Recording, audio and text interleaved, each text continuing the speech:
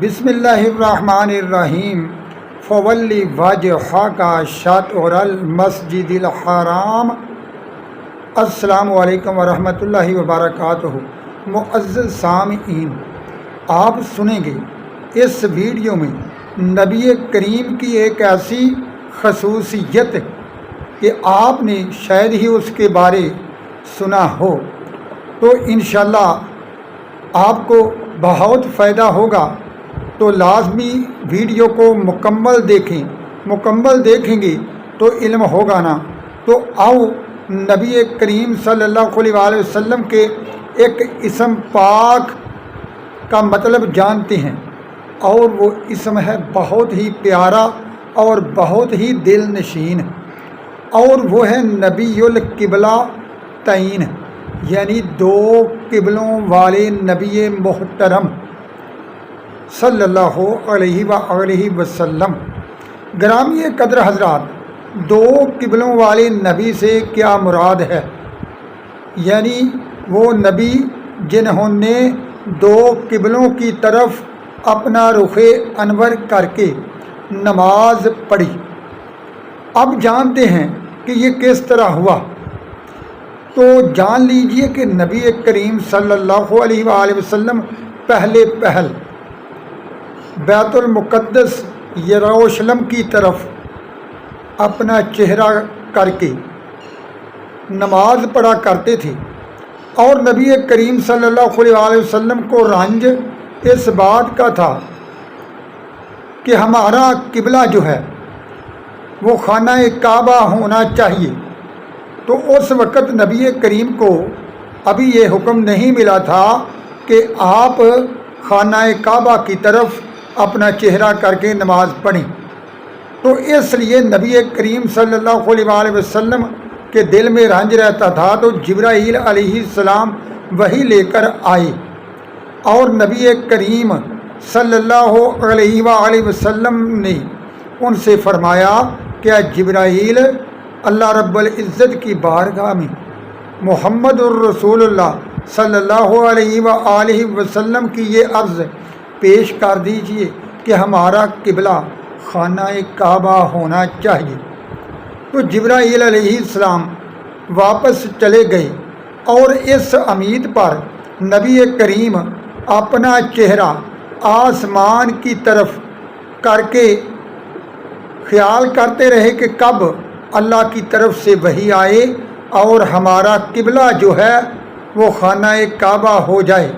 تو معزز سامعین، آقا کریم کی اس خاصیت کو سننا ضرور جو کسی اور پیغمبر کو، کسی اور نبی کو نہیں ملی۔ تو نبی کریم صلی اللہ علیہ وآلہ وسلم اپنا رخ انور، چہرہ مبارک قربان جاؤں، آسمان کی طرف دیکھتے تھے کہ کب فرشتہ جبرائیل وحی لے کر آتا ہے۔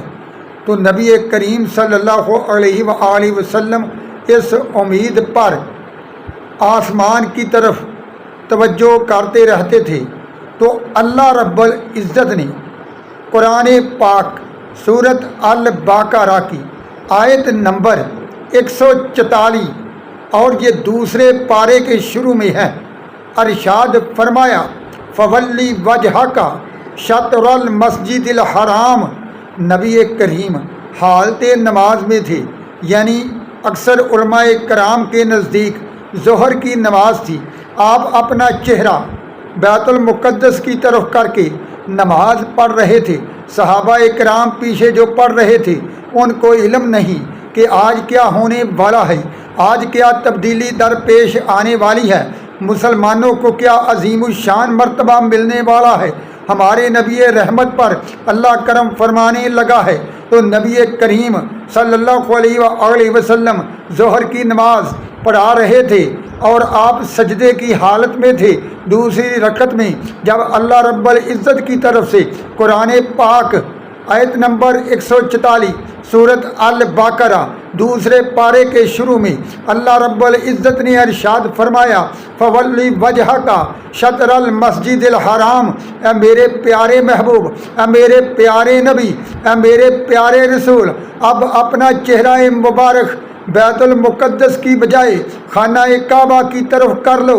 نبی رحمت پر رحمت ہوئی، آقا سرکار کے دل میں خوشی کی لہر اٹھ پڑی۔ نبی کریم حالت نماز میں ہی خانہ کعبہ کی طرف اپنا چہرہ مبارک کر لیا، صحابہ کرام نے بھی کر لیا۔ نماز پڑھی گئی، صحابہ کرام نے عرض کی یا رسول اللہ صلی اللہ علیہ وسلم آج کیا ہوا؟ تو نبی کریم صلی اللہ علیہ وآلہ وسلم نے فرمایا اے صحابہ کرام، جو اللہ نے میری عزت افزائی کی مجھے بہت اور بہت ہی زیادہ خوشی ملی ہے، اور تمہیں بھی علم ہو گیا کہ ہمارا قبلہ جو ہے تبدیل ہو گیا، قبلہ بیت المقدس کی بجائے خانہ کعبہ ہو گیا۔ تو میرا اللہ جو ہے اس نے میری سن لی اور میرے اللہ نے مجھے راضی کر دیا، اور بیت المقدس کی بجائے خانہ کعبہ ہمارا قبلہ ہو گیا، اور خانہ کعبہ کی طرف اب نماز پڑھی جایا کرے گی۔ تو تمام مسلمان جو ہیں روئے عالم کے جہاں جہاں بھی ہیں ان کے لیے کعبہ کی طرف چہرہ کر کے نماز پڑھنا ضروری ہے۔ کوئی مشرق میں ہو، کوئی مغرب میں ہو، کوئی شمال میں ہو، کوئی جنوب میں ہو، کوئی پورب میں ہو، کوئی پشچم میں ہو، کوئی اتر میں ہو، کوئی دکن میں ہو، تو جدھر بھی مسلمان ہوگا اس کے لیے کعبہ ہی قبلہ ہوگا۔ تو معزز سامعین، نبی کریم صلی اللہ علیہ وآلہ وسلم کو یہ خاصیت ملی کہ آپ کے لیے دو قبلے ہوئے، پہلا قبلہ بیت المقدس اور دوسرا قبلہ خانہ کعبہ مسجد حرام۔ سبحان اللہ، قربان جاؤں، بیت المقدس جا کر نماز پڑھے نا تو 50,000 نمازوں کا ثواب ملتا ہے ایک نماز پر، اور خانہ کعبہ میں جا کر نماز پڑھے نا تو ایک نماز کے بدلے اللہ 1,00,000 نمازوں کا ثواب عطا فرماتا ہے۔ تو خانہ کعبہ سے بڑھ کر ہمارے لیے کچھ بھی نہیں۔ جو رسول کریم کو پسند وہ ہمیں پسند، جو رسول کریم کی خواہش ہم اس خواہش کو اپنا پیارا بنا لیں۔ تو گرامی قدر حضرات، ہمارے لیے اس سے بڑھ کر کوئی اور سعادت نہیں۔ رسول کریم کی سنت کو عام کرو، اس ویڈیو کو آگے شیئر ضرور کرو، اور اس چینل کو سبسکرائب بھی ضرور کرنا۔ اللہ آپ کو سمجھنے کی توفیق عطا فرمائے۔ آنے والی ویڈیو میں نبی کریم کے کسی اور اسم پاک کا ذکر کیا جائے گا، صلی اللہ علیہ وآلہ وصحابہ وبارک وسلم۔